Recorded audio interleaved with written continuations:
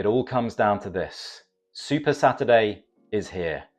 One final round, one last chance to lock in the best picks, and one last opportunity to climb your fantasy leaderboard. Get this week right, and you could finish as Fantasy Six Nations champion. Get it wrong, and well, let's not think about that. In this video, I'll break down my top picks, captain choices, super sub selections, and the best budget gems to help you finish strong. So let's get into it. First up, a very quick recap of my team from round 4 and a quick look at the FRG table as we head into round 5. Looking at my team from round 4, I was very happy with how it turned out. 566 points in total for round 4.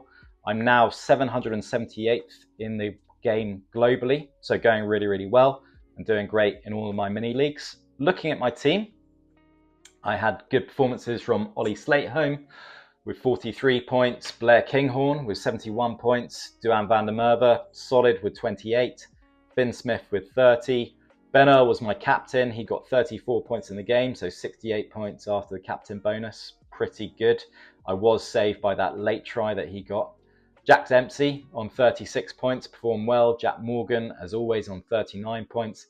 Dan Sheehan with 30 points. And then the icing on the cake, the best part of my game week was Marcus Smith as super sub, getting 108 points. He was a super subber that was very popular, well selected by many players, and all of whom be very happy with how it turned out. Okay, moving into the Fantasy Rugby Geek League, it's a huge congratulations to Runcorn XV, who lead the way on 2,061 points. Dougie, close behind on 2,049 points, just 12 points behind him. And then behind him, we got Rob Cashin. And in 4th, equal place, we got One More Step for Man and Big D. Everything to play for in round 5. This table could change very quickly.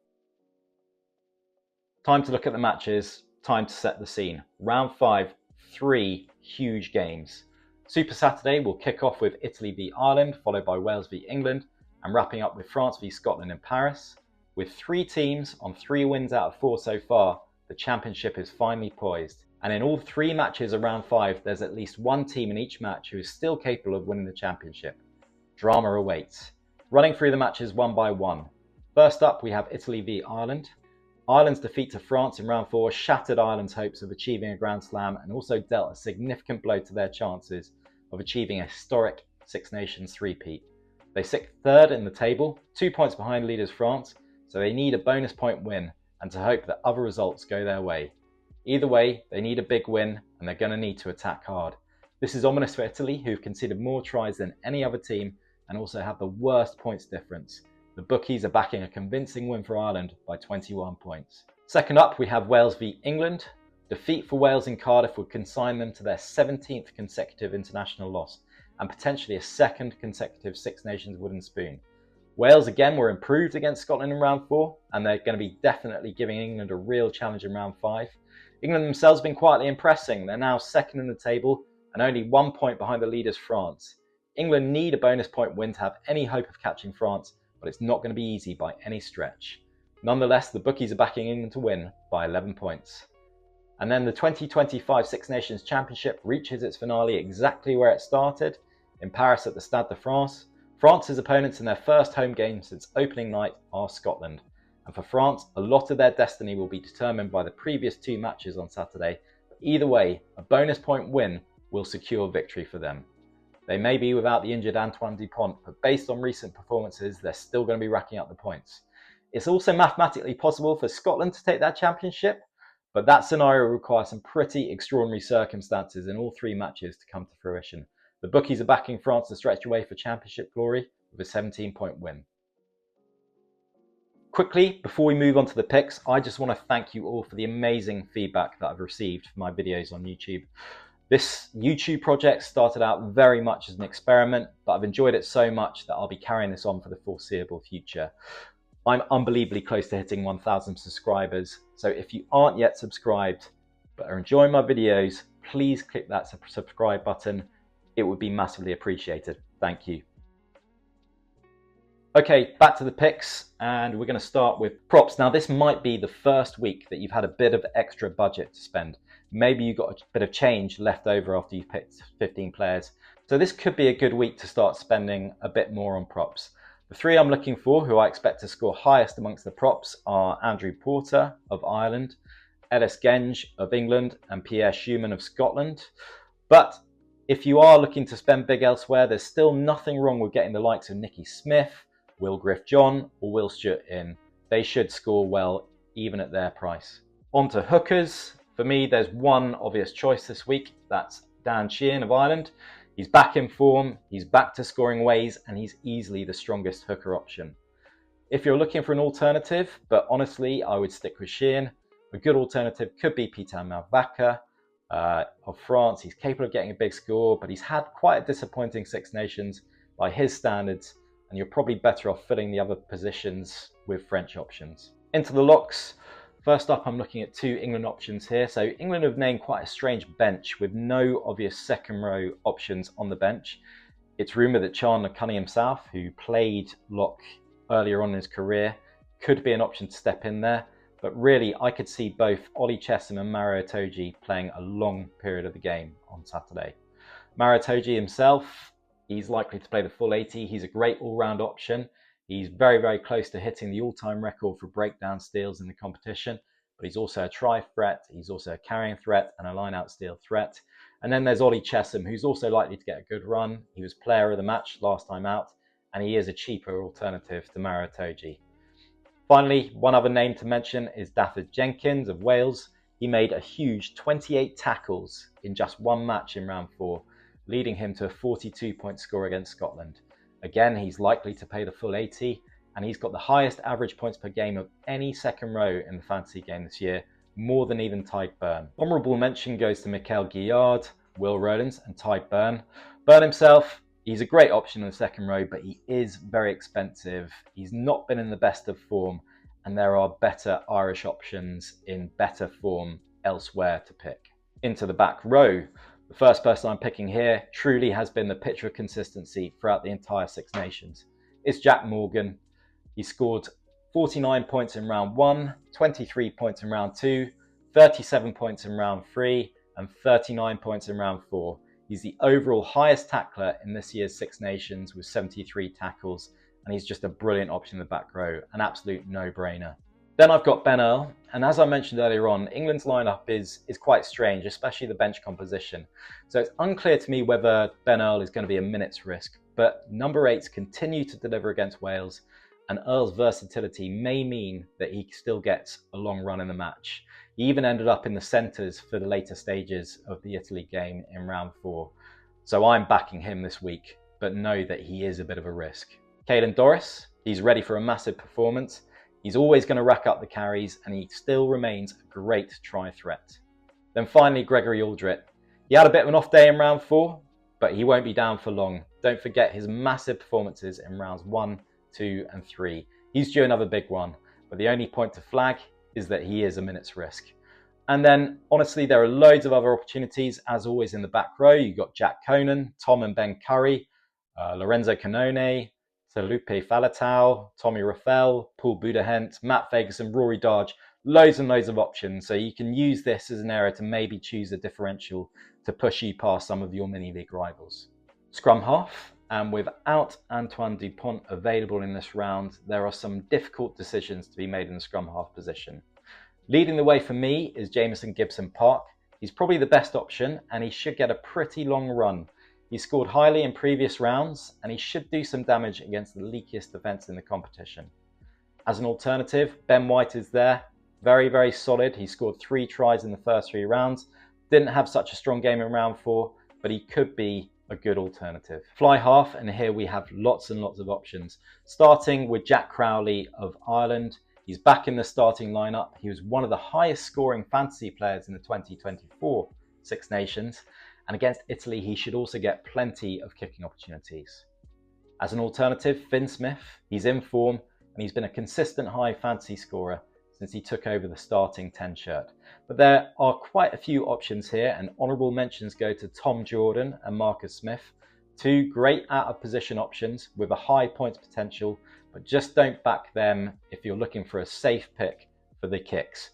They are both unlikely to kick. Finn Smith will probably retain kicking duties, and Finn Russell is very much Scotland's first choice kicker. Over to the centres, not so many options here, but a few that I'm looking at start with Gaël Ficou of France. He was second only to Bundy Aki in last year's game for average points per match. He's explosive, he's got a high potential for tries, offloads and assists, and he could be a nice differential pick that some of your rivals may not be picking. Tommaso Menoncello of Italy. Menoncello has been Italy's top scorer in 3 out of the 4 rounds so far, with the only blip being in round 2, unfortunately the same week that he was one of the most popular captain picks in the game. Again, he was in outstanding form in round 4 with a try, 48 metres carried, 4 defenders beaten and 2 breakdown steals, and he always seems to deliver regardless of the opposition. Max Llewellyn of Wales. He was one of the top try scorers in the Prem this season. He's also impressed in his appearances in the Six Nations so far, and he's taken to international rugby like a natural. He also got on the score sheet against Scotland, and I can see him going really well against England and maybe getting on that try sheet again. Honourable mention, as always, goes to Hugh Jones of Scotland. His form has dropped a bit, but he's always capable of hauling and always worth considering. Into the back 3, and I think this is where the big scores are going to come from in round 5. All the teams have got to win, and they've got to win by bonus points, so tries will be the order of the day, and I've got 4 who I think will go really well. First up, it's obvious, but Louis Bielbiarri, he just can't stop scoring. In round 4 against Ireland, he added another 2 tries to his tally in a 47-point player of the match performance to bring him up to 7 tries in total in this year's Six Nations campaign. He's now achieved the record for the most direct try involvements in a single edition of a Six Nations tournament, with a game to spare. Now he has the record of most tries in a single championship in his sight, having equalled Jacob Stockdale's record in this round. Scotland will need to do all they can to stop him in round 5, but I wouldn't bet against him hauling again. Next up, James Lowe of Ireland. He's back to fitness. He's got a great record against Italy. When Ireland and Italy last met last year in the Six Nations, it was James Lowe who was star of the show. He scored 50 fantasy points that day in a performance that included a try, 137 metres carried, 4 defenders beaten, and a player of the match award. Italy have conceded more tries than any other team in this year's Six Nations. They've conceded 25, with Wales the closest on 15. So they conceded 10 more than Wales. So this is perfectly set up for James Lowe to absolutely fly. Next up, Damien Penaud. He was back in the tries against Ireland. He lives for tries, and this is exactly the game that he's going to relish. And then finally, Blair Kinghorn of Scotland. An amazing performance in round 4. He's got form on his side. In round 4, it was a 2-try, 71 fantasy point player of the match performance that he delivered. He now leads the championship in metres carried. He leads the championships for offloads, and he's second for defenders beaten. He's in outstanding form, and France will need to keep him under close control in the crucial finale of Super Saturday. Now let's look at some captain options. I've got 3 that I'm looking at. None of them are a big surprise. First up, Louis Bielbiarri. He's the man in form. He's ready to break the scoring record and guide France to the championship. Alternatively, there's James Lowe. He needs a big performance and is against the leakiest defence in the championship, so he should go well. And then finally, Damien Penaud. He's ready to cut loose in the grand finale of the championship, and he has almost limitless fantasy points potential, possibly more than any other player. Okay, now let's look at super subs. Round 4 was a brilliant round for super sub managers with 2 of the most popular picks. Marcus Smith and Jack Conan both massively hauling. So let's hope for another big round of super subs. In terms of super subs that I'm looking at this round, we've got Nolan Le Grec of France playing in scrum half. France again have named a 7-1 split, so Nolan Le Grec is covering the entire back line.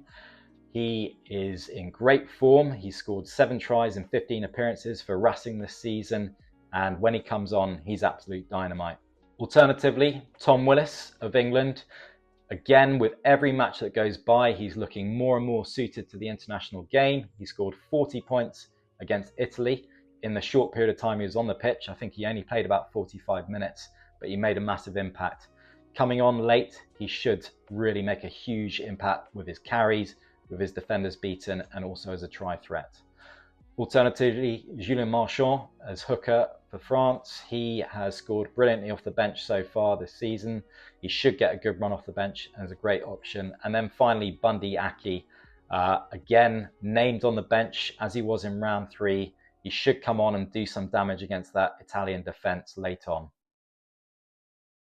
Okay, time to look at some bargains in the bargain basement.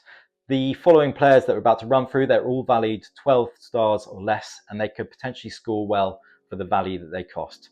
First up, Max Llewellyn, already mentioned him, available for 11.9 stars. He's a try threat and he's in brilliant form. Tommaso Allin of Italy, he's categorized as a fly half, but he's starting as a fullback in the game, available for 11 stars. Could be a great differential option. Thibaut Flamand of France, second row, available for 11.4 stars. Again, really great value. Not really hit the form that we would have expected of him, but he could still turn that around in the last game. Will Rowlands, much like Dafford Jenkins, a huge tackler, available for much cheaper than Dafford Jenkins as well, for just 11.5 stars. So if you're looking for a budget route into the Welsh second row, he could be a good option.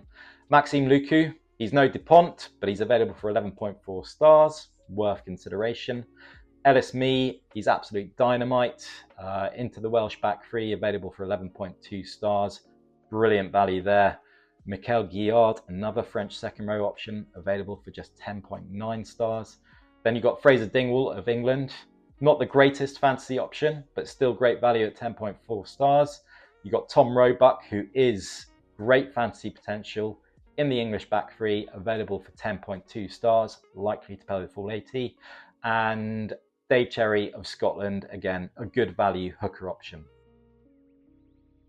So that's it for now. More details are over at fantasyrugbygeek.com. My round 5 picks should be going live very, very soon. As always, if you want to see my full team reveal, then head over to Buy Me a Coffee for my membership site, where you'll also be able to share your team with me for direct feedback on any changes I'd recommend. And the membership site will continue after the Six Nations with the Women's Six Nations, the Prem, URC, Super Rugby and Champions Cup. So please consider signing up. There's a link in my description. As usual, please keep an eye out on Spotify tomorrow for Six Nations Fantasy Rugby Geeks on the Go, my new podcast with Paul Schimpfo. It's a short, bite-sized preview of each round of the Six Nations. It's on Spotify. Click the link in my description or search for Geeks on the Go. Finally, make sure you give me a follow on X, Blue Sky, Threads, TikTok and Insta. It's where I'll be posting any late team changes, any fantasy news and fantasy insights. But yeah, that's it. Make sure you get your teams in for Super Saturday and good luck.